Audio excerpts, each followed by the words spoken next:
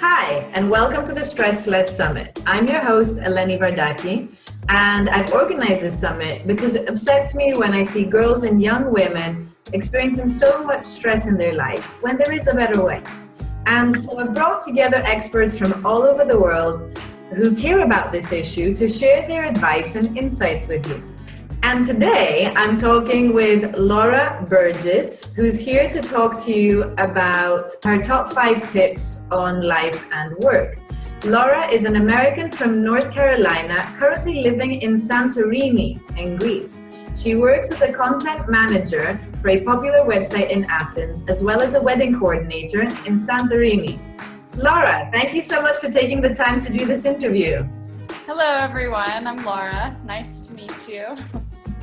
Laura, before we dive into this conversation and to your tips, would you like to tell us a bit about how you ended up in Santorini in the first place? I mean, how did you decide to just kind of pack up and leave? And you had a life in North Carolina, you had a job, you had your friends, you were settled down. Mm-hmm. How did you make this big life decision to change work and life, the lifestyle that you had? Well, it was in 2014. I was working at a financial services company in Raleigh, North Carolina, after I graduated college for a little over a year. And I didn't love the job. I was working as a office manager, and it was good. I wanted the career advice or the career experience, but I just wasn't that happy. I was comfortable. I had my friends around me, my sister, my mom was there. I had a nice apartment. I had a car. I even had a dog. But that summer in 2014, my mother got sick and she passed away very suddenly.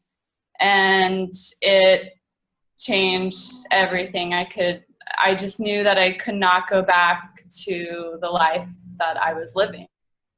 So I started thinking, I knew that I had always wanted to travel, but there was never a plan before my mom passed away. But after, it was just like something clicked and it was an instinct for me to go.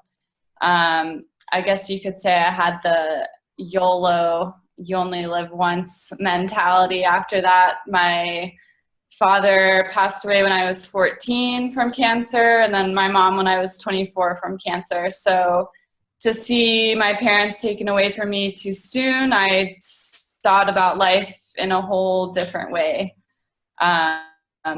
So one of my dreams was to always live on an island, to travel to all these beautiful places, to meet new people. And I thought, what if I die? What if I die tomorrow?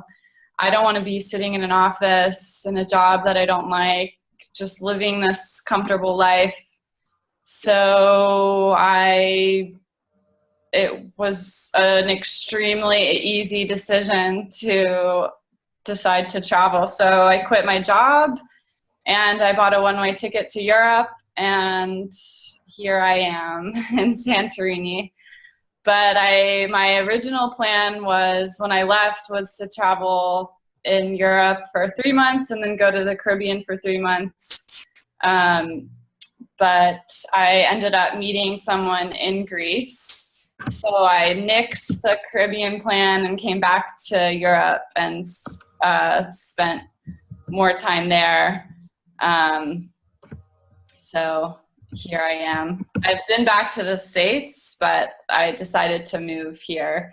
It was just a very easy decision for me.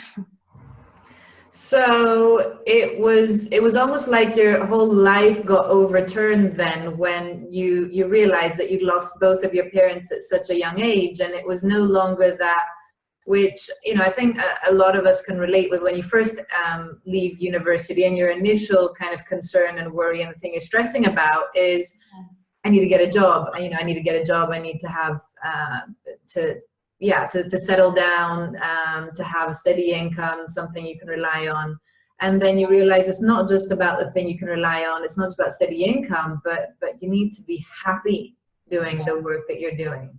Exactly. And I was definitely on that track of, after you graduate, you get a job, you need to, have a steady paycheck. But yeah, my whole perspective on life changed, and I didn't want to be sitting in a place where I wasn't happy and regretting it. I knew it would be something I would regret later on. I just didn't want that to happen. Mm. And it sounds like, I mean, you said it was a fairly easy decision where you felt your instinct was pulling you, and you said just instinctively, this feels wrong. This is not what I want to be doing. This is not where I want to be. This is not the kind of work I want to be doing. Yeah. And the lifestyle. And does that mean that you didn't have any kind of, when you announced your decision to move abroad and pack up and move abroad, that everyone was supportive, or did you have people challenging you and you had to deal with that? Because I know your first tip has to do with authority and not being afraid of challenging authority. Would you like to talk a bit about that? Yeah, most people, when I started the conversation of wanting to leave and travel, most people were pretty supportive. I had a really, really good friend, I still have her, who really encouraged me to take the leap and go for it. She was my rock in it all. And I think a lot of people knew in my life that once I set my mind to something, that nothing was really going to change it. But that didn't stop people from saying their mind, how they felt about it, because when you do something like that, it does cause a lot of concern for people, especially after something like a parent's passing. They don't want to see you hurt. They don't want to see bad things happen to you. And a lot of people were very, very nervous for me. But so my number one tip is don't be afraid to question authority. After my mom died, a lot of people told me, they tried to tell me the proper way to grieve and how to handle it. But there's no right way to grieve. I think, especially with your parents, a lot of the time they have the last word. But you have to remember that you're an individual and you have your own opinions, and you are you. You're not your parents. Of course, you can always take their advice and you can follow it if you want, but ultimately you have to be sure that what you're doing is what you want and not what someone else wants for you. Oh, I love that. And that also connects to your second tip, which is, so what, when you know what you want, your second tip is, if you're not seeing anything you like, look elsewhere. So do what it takes to find what it is you want. Yeah, I think a lot of the time when you grow up somewhere and you live in the same place, sometimes there are limited opportunities, and it may get frustrating that maybe you're not seeing something that you like or that's not right for you. So one of the benefits of traveling is that you can see the entire world in front of you and a million more opportunities that you may not be seeing in the place that you're living.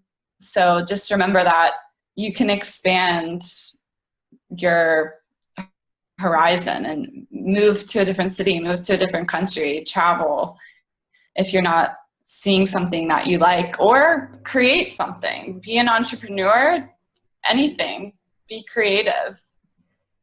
And so what would you say to someone who is feeling, they're like, okay, I get it, Laura, like I could create something, but then what would my job be? What would my job title be?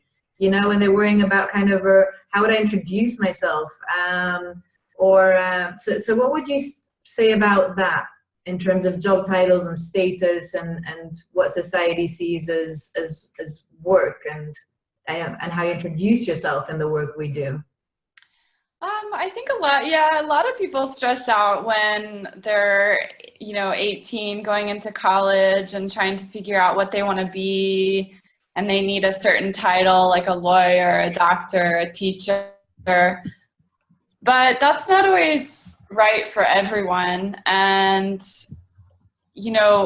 I don't think you should stress out so much about, I think you should just focus on what you're passionate about and keep doing the things you like to do, and your job title will follow.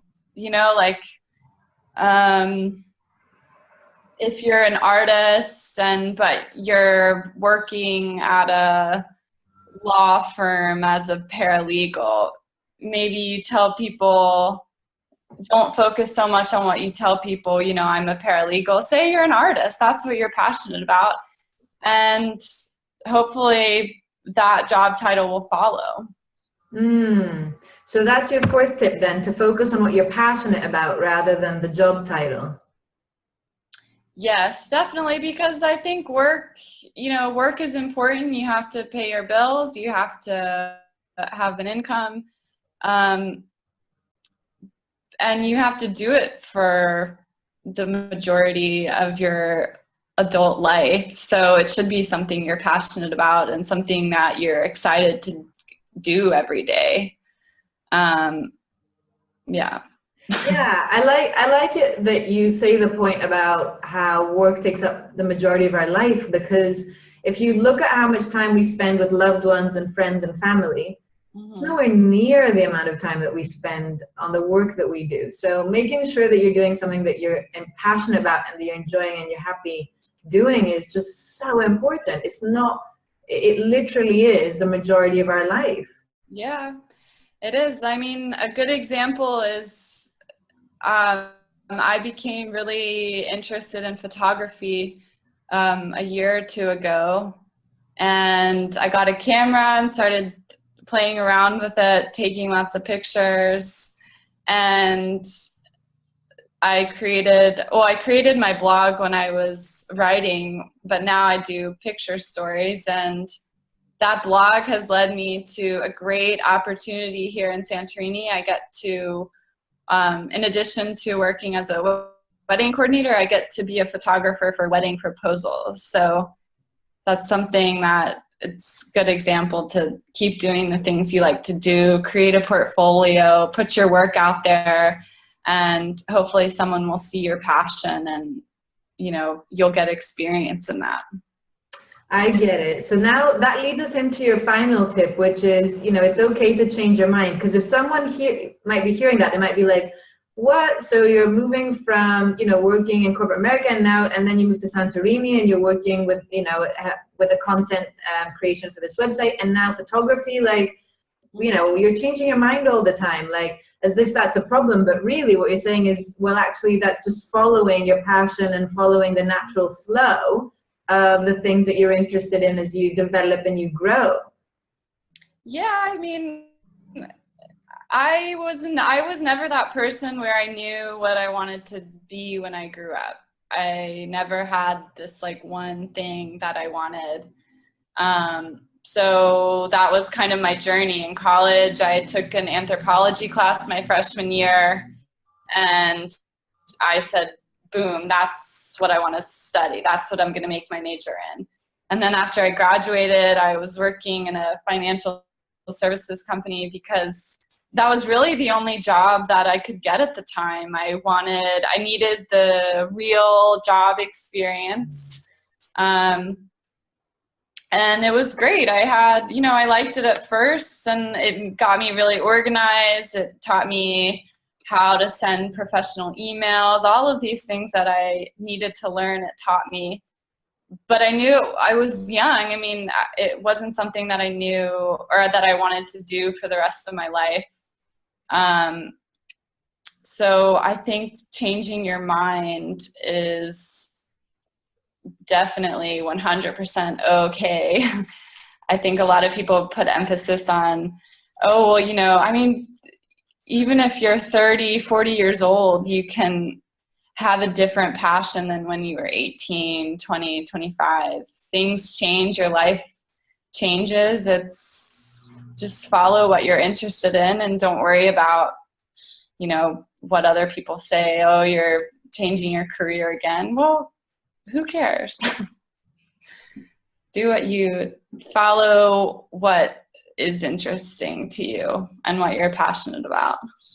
I'm glad that you make that point, because one of the biggest worries when someone's graduating from college or who's applying to university is like, what am I going to do with my life? And this is going to determine everything. And it's like, you know, what I choose as a university to apply to, what I choose as a subject to apply to, what my first job will be, will either close doors or open doors. So it's like, you know, it's almost as if that can then become a paralyzing way of thinking, where if you just see it as a journey, as a stepping stone to, well, okay, this is what I want right now, but it doesn't mean that it's what I'm going to want in 5, 10, 20, 30 years time. And that's okay, because as long as you're growing, as long as you're exploring what it is that you like and developing your hobbies and your personal interests and meeting new people, you know, that happens. You get pulled down the stream of life, and you find out about opportunities that you never knew about, because you're spending most of your time in lectures at university with peers, or at school with people who are the same age, or maybe people within your, you know, social circle and family circle. So it's only natural that with life and with the experiences, you start to then notice all the opportunities and possibilities, not only that you hadn't realized existed, but also that genuinely didn't exist. I mean, is the work that you're doing now, for example, with, you know, with website and content management, is that something, and with the newsletter with Expat Athens, is that something that existed 50 years ago? No, definitely not. I mean, I think it's important to take the time to, like you said, develop your interests, and take the time when you're young in college to explore different areas, especially if you don't know exactly what you want to do. But taking the time to develop those thoughts and to think, okay, what can I see myself doing for the next 40 years and not being miserable in? Spend time in internships, spend time shadowing people, just, and learning, taking the time to do that. And because you may want to be a doctor, and then you spend a year, or not a year, 6 months shadowing someone, and you say, oh, never mind, I don't want to do that, and you figure something else out. I don't think you should, especially when you're young, don't stress out too much about finding that perfect job title. Just taking the time to develop your skills, different skills in different areas, finding different things that you like, and maybe creating something at the end that works for you, that it incorporates all of these things. So talking about things you like and hobbies and interests, I know that you love reading. So would you like to talk a bit about that, and why, and the free gift that you would like to offer the audience and this telesummit? Yeah, so my gift to you is a list of some of my favorite books. I'm very passionate about reading. I probably read a book a week. Mostly memoirs, true crime, or inspiring novels. And I feel like I'm always asking friends or my family what books they've read lately. So I love when people recommend books to me. And I find that usually if I get a recommendation, they'll be pretty good, because I've read my fair share of bad books. So all the books on my list have been recommendations from friends or relatives, or books that I've learned about from my favorite authors.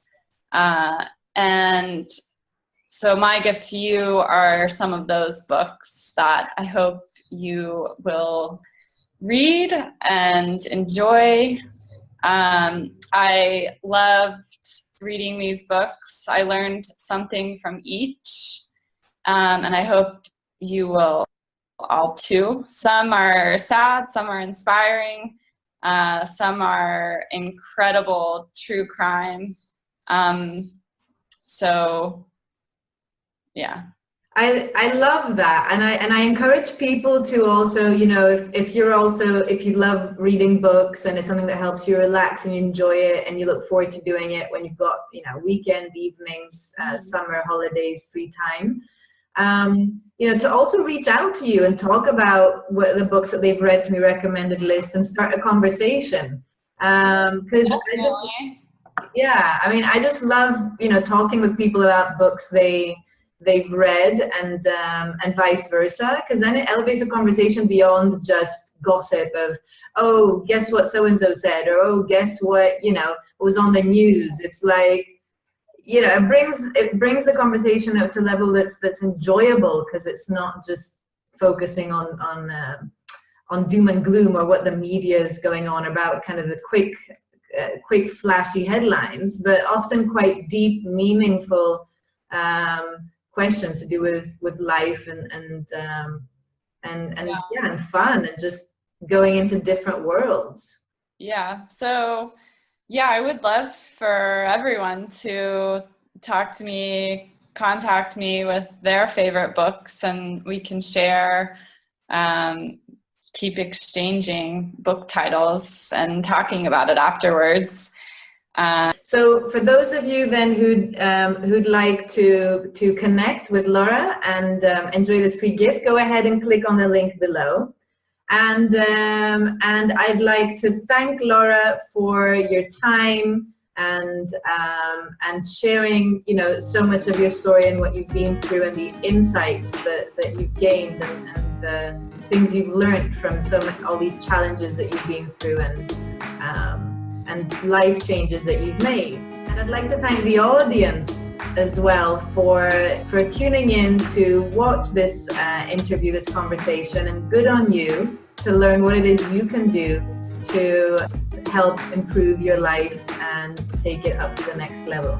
Make sure to keep an eye out for future Stress Less emails with great tips and advice just like this. Take care.